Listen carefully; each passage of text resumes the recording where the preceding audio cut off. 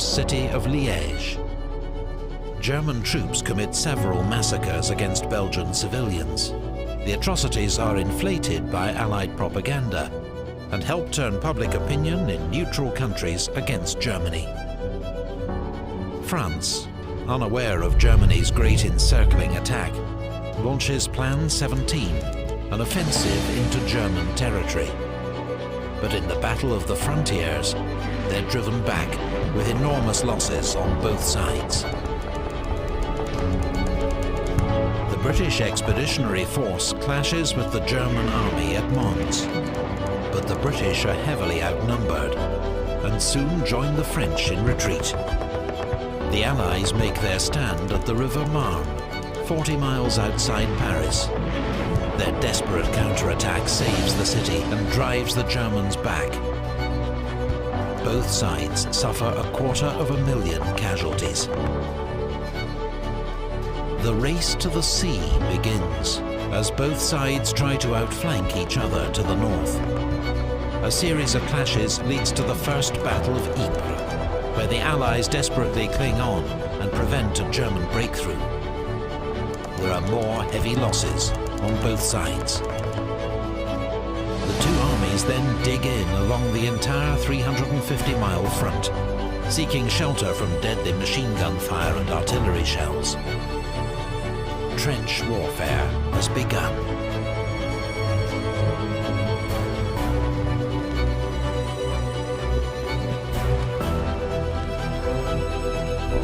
British warships win the first naval battle of the war at Heligoland Bight, sinking 3 German cruisers. Britain has the most powerful navy in the world, 29 modern battleships to Germany's 19. They now impose a naval blockade on Germany, preventing contraband goods, including food, from reaching it by sea. The aim is to bring Germany's economy to its knees and force it to surrender. But a week later, the British cruiser HMS Pathfinder becomes the first victim in history of a lethal new weapon, the submarine-launched torpedo. German submarines, or U-boats, have a surface range of 9,000 miles and can attack undetected from beneath the waves. They herald a deadly new challenge to Britain's command of the seas.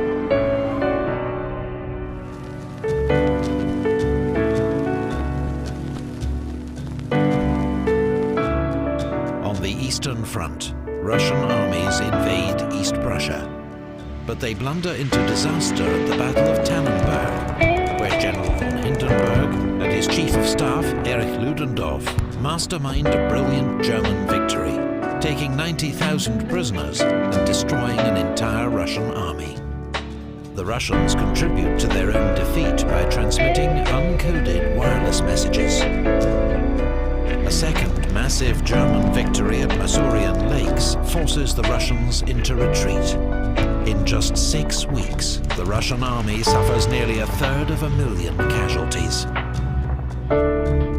Meanwhile, Austro-Hungary's invasion of Serbia suffers a humiliating reverse at the Battle of Tser. Austro-Hungary's offensive against Russia also ends in disaster and retreat, with the loss of more than 300,000 men. The fortress town of Przemysl is cut off and besieged by the Russians.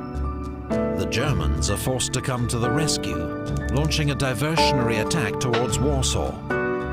It leads to weeks of brutal winter fighting around the Polish city of Łódź, but there is no clear winner. Meanwhile, the Turkish Ottoman Empire has joined the Central Powers, declaring war on its old enemy, Russia. Turkish warships bombard the Russian ports of Odessa and Sevastopol, while in the Caucasus, Russian troops cross the Turkish frontier.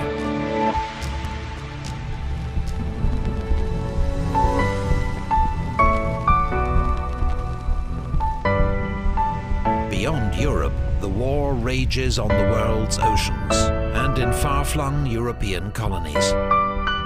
German troops cross into British East Africa, modern Kenya, and occupy Taveta, our Allied forces seized the German colony of Togoland, modern Togo. But British forces invading German Cameroon are defeated at Garoua and in Sandakan, while a 3,000-strong force attacking German Southwest Africa, modern Namibia, is captured at Saint-Fontaine. A month later, British landings at Tanga end in chaos and defeat at the hands of a much smaller German force led by Colonel von Lettow-Vorbeck. Cut off from Germany, Lettow-Vorbeck goes on to wage a highly successful guerrilla war against the Allies, tying down huge numbers of troops. In Asia, Japan honors its treaty with Britain and declares war on Germany. Japanese forces go on to seize the German naval base at Tsingtao. The German colonies of Samoa and New Guinea surrender to troops from New Zealand and Australia. But in the Pacific, off the coast of Chile, German Admiral von Spee's powerful East Asia squadron sinks 2 British cruisers at the Battle of Coronel. Both ships are lost with all hands. 5 weeks later, he runs into a British naval task force at the Falkland Islands. 4 of the 5 German cruisers are sunk. Von Spee goes down with his flagship. Meanwhile, in the Middle East, British troops seize control of the Ottoman port of Basra, securing access to the vital Persian oil that fuels the British fleet.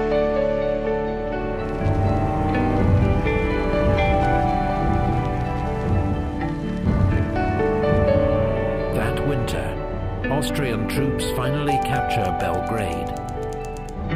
But the Serbs then counterattack and drive them back once more. The fighting in Serbia has already cost around 200,000 casualties on each side. In the North Sea, German warships mount a hit-and-run raid against English coastal towns, shelling Hartlepool, Whitby and Scarborough, and killing more than 100 civilians. On the Western Front, the French launch their first major offensive against the German lines. But the First Battle of Champagne leads to small gains at a cost of 90,000 casualties. While in the Caucasus, an Ottoman offensive through the mountains in midwinter ends in disaster at Sarikamish. Turkish casualties total 60,000, many frozen to death. On the Western Front, that first Christmas is marked in some sectors by a short truce and games of football in no man's land, the killing zone between the trenches.